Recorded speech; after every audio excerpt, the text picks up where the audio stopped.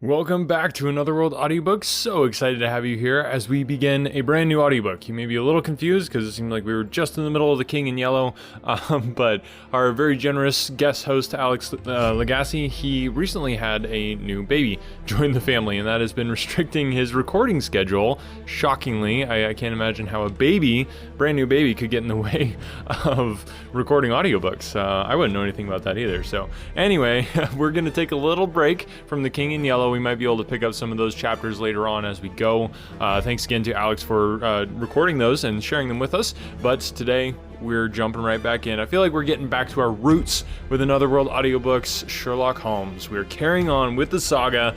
I'm just so excited. It's really cool. After all these years, this is the 6th Sherlock Holmes book that I've done. And it's just so cool to have just like a compendium all put together of Sherlock Holmes books. I'm really excited to be jumping into the return of Sherlock Holmes. Spoiler alert.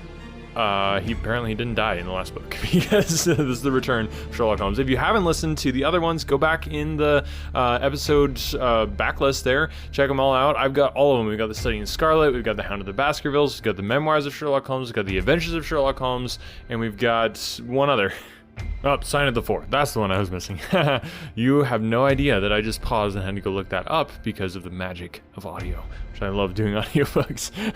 You come across as flawless or something like that. Anyway, go check those out. You can also go to anotherworldaudiobooks.com. You can request a free audiobook, and I could send you whichever one of those Sherlock Holmes books that you want to listen to that we've done in the past, or you can go to anotherworldaudiobooks.com. There's actually a way that you can just buy that directly. And really, wherever you buy audiobooks, if you search Brady Smith or Another World Audiobooks, probably going to be able to find the version that we have done here on the podcast. And if you purchase them, that is just a great way to support the podcast. It's a couple bucks for some great audiobooks there. And like I said, does a great job in supporting the podcast. Speaking of supporting the podcast, as always, have to say thank you to Sharon, to Ariella, and to Brianna for supporting the podcast. Thank you, ladies, for being podcast supporters, for being patrons. If you want to join in the Another World Audiobooks family, go to anotherworldaudiobooks.com and you can join us there. Apologize for the long introduction here. I'm just so excited to get started. And again, thank you to Alex Lagase for doing those chapters of The King in Yellow. It's so cool to have guest narrators to give me a little break from the podcast, so I'll still be able to deliver awesome audiobooks for you. But yeah, without further ado, let's get into it. I give you The Return of Sherlock Holmes. The Return of Sherlock Holmes by Sir Arthur Conan Doyle. Narrated by Brady Smith. Chapter 1. The Adventure of the Empty House. It was in the spring of the year 1894 that all London was interested, and the fashionable world dismayed, by the murder of the Honourable Ronald Adair under most unusual and inexplicable circumstances. The public has already learned those particulars of the crime which came out in the police investigation, but a good deal was suppressed under that occasion, since the case for the prosecution was so overwhelmingly strong that it was not necessary to bring forward all the facts. Only now, at the end of nearly 10 years, am I allowed to supply those missing links which make up the whole of that remarkable chain. The crime was of interest in itself, but that interest was as nothing to me compared to the inconceivable sequel, which afforded me the greatest shock and surprise of any event in my adventurous life. Even now, after this long interval, I find myself thrilling as I think of it, and feeling once more that sudden flood of joy, amazement, and incredulity which utterly submerged my mind. Let me say to that public, which has shown some interest in those glimpses which I have occasionally given them of the thoughts and actions of a very remarkable man, that they are not to blame me if I have not shared my knowledge with him, for I should have considered it my first duty to do so, had I not been barred by a positive prohibition from his own lips, which was only withdrawn upon the 3rd of last month. It can be imagined that my close intimacy with Sherlock Holmes had interested me deeply in crime, and that after his disappearance I never failed to read with care the various problems which came before the public, and I even attempted, more than once, for my own private satisfaction, to employ his methods in their solution, though with indifferent success. There was none, however, which appealed to me like this tragedy of Ronald Adair. As I read the evidence at the inquest, which led up to a verdict of wilful murder against some person or persons unknown, I realized more clearly than I had ever done the loss which the community had sustained by the death of Sherlock Holmes. There were points about this strange business which would, I was sure, have specially appealed to him, and the efforts of the police would have been supplemented, or more probably anticipated, by the trained observation and the alert mind of the first criminal agent in Europe. All day, as I drove upon my round, I turned over the case in my mind, and found no explanation which appeared to me to be adequate. At the risk of telling a twice-told tale, I will recapitulate the facts as they were known to the public at the conclusion of the inquest. The Honourable Ronald Adair was the second son of the Earl of Maynooth, at that time governor of one of the Australian colonies. Adair's mother had returned from Australia to undergo the operation for cataract, and her son Ronald, and her daughter Hilda were living together at 427 Park Lane. The youth moved in the best society, had, so far as was known, no enemies and no particular vices. He had been engaged to Miss Edith Woodley of Carstairs, but the engagement had been broken off by mutual consent some months before, and there was no sign that it had left any very profound feeling behind it. For the rest, the man's life moved in a narrow and conventional circle, for his habits were quiet and his nature unemotional.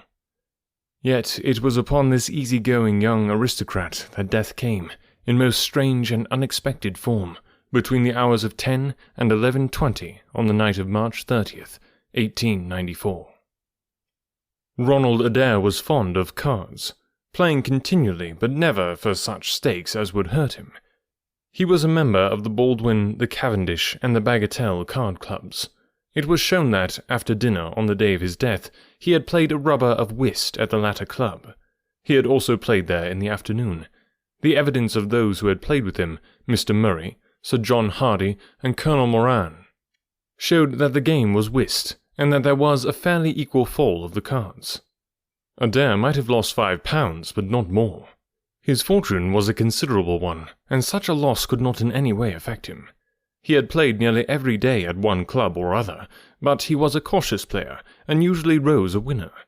It came out in evidence that, in partnership with Colonel Moran, he had actually won as much as £420 in a sitting, some weeks before, from Godfrey Milner and Lord Balmoral. So much for his recent history as it came out at the inquest. On the evening of the crime, he returned from the club exactly at 10. His mother and sister were out spending the evening with a relation. The servant deposed that she heard him enter the front door on the second floor, generally used as his sitting room. She had lit a fire there, and as it smoked, she had opened the window. No sound was heard from the room until 11:20, the hour of the return of Lady Maynooth and her daughter. Desiring to say good night, she attempted to enter her son's room. The door was locked on the inside, and no answer could be got to their cries and knocking. Help was obtained, and the door forced. The unfortunate young man was found lying near the table. His head had been horribly mutilated by an expanding revolver bullet, but no weapon of any sort was to be found in the room. On the table lay 2 banknotes of £10 each, and £17.10 in silver and gold. The money arranged in little piles of varying amount. There were some figures also upon a sheet of paper, with the names of some club friends opposite to them, from which it was conjectured that, before his death, he was endeavouring to make out his losses or winnings at cards. A minute examination of the circumstances served only to make the case more complex. In the first place, no reason could be given why the young man should have fastened the door upon the inside. There was the possibility that the murderer had done this, and had afterwards escaped by the window. The drop was at least 20 feet, however, and a bed of crocuses in full bloom lay beneath. Neither the flowers nor the earth showed any sign of having been disturbed, nor were there any marks upon the narrow strip of grass which separated the house from the road. Apparently, therefore, it was the young man himself who had fastened the door. But how did he come by his death? No one could have climbed up to the window without leaving traces. Suppose a man had fired through the window, he would indeed be a remarkable shot, who could with a revolver inflict so deadly a wound. Again, Park Lane is a frequented thoroughfare, There is a cab stand within 100 yards of the house. No one had heard a shot. And yet, there was the dead man, and there the revolver bullet, which had mushroomed out, as soft-nosed bullets will, and so inflicted a wound which must have caused instantaneous death. Such were the circumstances of the Park Lane mystery, which were further complicated by entire absence of motive, since, as I have said, young Adair was not known to have any enemy, and no attempt had been made to remove the money or valuables in the room. All day I turned these facts over in my mind, endeavouring to hit upon some theory which could reconcile them all, and to find that line of least resistance which my poor friend had declared to be the starting point of every investigation. I confess that I made little progress. In the evening I strolled across the park, and found myself about 6 o'clock at the Oxford Street end of Park Lane. A group of loafers upon the pavements, all staring up at a particular window, directed me to the house which I had come to see. A tall, thin man with coloured glasses, whom I strongly suspected of being a plain-clothes detective, was pointing out some theory of his own, while the others crowded round to listen to what he said. I got as near to him as I could, but his observations seemed to me to be absurd, so I withdrew again in some disgust. As I did so, I struck against an elderly, deformed man who had been behind me, and I knocked down several books which he was carrying. I remember that, as I picked them up, I observed the title of one of them, The Origin of Tree Worship, and it struck me that the fellow must be some poor bibliophile, who either as a trade or as a hobby was a collector of obscure volumes. I endeavoured to apologize for the accident, but it was evident that these books which I had so unfortunately maltreated were very precious objects in the eyes of their owner. With a snarl of contempt, he turned upon his heel, and I saw his curved back and white side whiskers disappear among the throng. My observations of number 427 Park Lane did little to clear up the problem in which I was interested. The house was separated from the street by a low wall and railing, the whole not more than 5 feet high. It was perfectly easy, therefore, for anyone to get into the garden, but the window was entirely inaccessible, since there was no water pipe or anything which could help the most active man to climb it. More puzzled than ever, I retraced my steps to Kensington. I had not been in my study 5 minutes when the maid entered to say that a person desired to see me. To my astonishment, it was none other than my strange old book collector, his sharp, wizened face peering out from a frame of white hair, and his precious volumes, a dozen of them at least, wedged under his right arm. "You're surprised to see me, sir?" said he, in a strange, croaking voice. I acknowledged that I was. "Well, I've a conscience, sir, and when I chanced to see you go into this house, as I came hobbling after you, I thought to myself, I'll just step in and see that kind gentleman, and tell him that if I was a bit gruff in my manner, there was not any harm meant, and that I'm much obliged to him for picking up my books." "You make too much of a trifle," said I. "May I ask how you knew who I was?" "Well, sir, if it isn't too great a liberty, I am a neighbour of yours, for you'll find my little bookshop at the corner of Church Street, and very happy to see you, I am sure. Maybe you collect yourself, sir. Here's British Birds, and Catullus, and the Holy War. A bargain, every one of them. With 5 volumes, you could just fill that gap on that second shelf. It looks untidy, does it not, sir?" I moved my head to look at the cabinet behind me. When I turned again, Sherlock Holmes was standing smiling at me across my study table. I rose to my feet, stared at him for some seconds in utter amazement, and then it appears that I must have fainted for the first and last time in my life. Suddenly, a grey mist swirled before my eyes, and when it cleared, I found my collar ends undone and the tingling aftertaste of brandy upon my lips. Holmes was bending over my chair, his flask in his hand. "My dear Watson," said the well-remembered voice, "I owe you 1,000 apologies. I had no idea that you would be so affected." I gripped him by the arms. "Holmes!" I cried. "Is it really you? Can it indeed be that you are alive? Is it possible that you succeeded in climbing out of that awful abyss?" "Wait a moment," said he. "Are you sure that you are really fit to discuss things? I have given you a serious shock by my unnecessarily dramatic reappearance." I'm all right, but indeed, Holmes, I can hardly believe my eyes. Good heavens, to think that you of all men should be standing in my study. Again, I gripped him by the sleeve and felt the thin, sinewy arm beneath it. Well, you're not a spirit, anyhow, said I. My dear chap, I'm overjoyed to see you. Sit down and tell me how you came alive out of that dreadful chasm. He sat opposite to me and lit a cigarette in his old, nonchalant manner. He was dressed in that seedy frock-coat of the book merchant, but the rest of that individual lay in a pile of white hair and old books upon the table. Holmes looked even thinner and keener than of old, but there was a dead-white tinge in his aquiline face, which told me that his life recently had not been a healthy one. "I am glad to stretch myself, Watson," said he. "It is no joke when a tall man has to take a foot off his stature for several hours on end. Now, my dear fellow, in the matter of these explanations we have, if I may ask of your cooperation, a hard and dangerous night's work in front of us. Perhaps it would be better if I gave you an account of the whole situation when that work is finished." "I am full of curiosity. I should much prefer to hear now." "You'll come with me tonight?" "When you like and where you like." "This is indeed like the old days. We shall have time for a mouthful of dinner before we need go. Well, then, about that chasm. I had no serious difficulty in getting out of it, for the very simple reason that I never was in it." "You never were in it?" "No, Watson, I never was in it. My note to you was absolutely genuine. I had little doubt that I had come to the end of my career when I perceived the somewhat sinister figure of the late Professor Moriarty standing upon the narrow pathway which led to safety. I read an inexorable purpose in his grey eyes. I exchanged some remarks with him, therefore, and obtained his courteous permission to write the short note which you afterwards received. I left it with my cigarette box and my stick, and I walked along the pathway, Moriarty still at my heels. When I reached the end, I stood at bay. He drew no weapon, but he rushed at me and threw his long arms around me.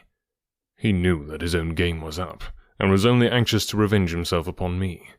We tottered together upon the brink of the fall. I have some knowledge, however, of baritsu, or the Japanese system of wrestling, which has more than once been very useful to me. I slipped through his grip, and he, with a horrible scream, kicked madly for a few seconds, and clawed the air with both his hands. But, for all his efforts, he could not get his balance, and over he went. With my face over the brink, I saw him fall for a long way. Then he struck a rock, bounded off, and splashed into the water. I listened with amazement to this explanation, which Holmes delivered between the puffs of his cigarette. "But the tracks!" I cried. "I saw with my own eyes that 2 went down the path, and none returned." "It came about in this way. The instant that the professor had disappeared, it struck me what a really extraordinarily lucky chance fate had placed in my way. I knew that Moriarty was not the only man who had sworn my death. There were at least 3 others whose desire for vengeance upon me would only be increased by the death of their leader. They were all most dangerous men. One or other would certainly get me. On the other hand, if all the world was convinced that I was dead, they would take liberties, these men. They would soon lay themselves open, and sooner or later I could destroy them. Then it would be time for me to announce that I was still in the land of the living. So rapidly does the brain act that I believe I had thought this all out before Professor Moriarty had reached the bottom of the Reichenbach Fall. I stood up and examined the rocky wall behind me. In your picturesque account of the matter, which I read with great interest some months later, you assert that the wall was sheer. That was not literally true. A few small footholds presented themselves, and there was some indication of a ledge. The cliff is so high that to climb it all was an obvious impossibility, and it was equally impossible to make my way along the wet path without leaving some tracks. I might, it is true, have reversed my boots, as I have done on similar occasions, but the sight of 3 sets of tracks in one direction would certainly have suggested a deception. On the whole, then, it was best that I should risk the climb. It was not a pleasant business, Watson. The fall roared beneath me. I am not a fanciful person, but I give you my word that I seemed to hear Moriarty's voice screaming at me out of the abyss. A mistake would have been fatal. More than once, as tufts of grass came out of my hand, or my foot slipped in the wet notches of the rock, I thought that I was gone. But I struggled upward, and at last I reached a ledge several feet deep and covered with soft green moss, where I could lie unseen, in the most perfect comfort. There I was stretched when you, my dear Watson, and all your following were investigating, in the most sympathetic and inefficient manner, the circumstances of my death. At last, when you had all formed your inevitable and totally erroneous conclusions, you departed for the hotel, and I was left alone. I had imagined that I had reached the end of my adventures, but a very unexpected occurrence showed me that there were surprises still in store for me. A huge rock, falling from above, boomed past me, struck the path, and bounded over into the chasm.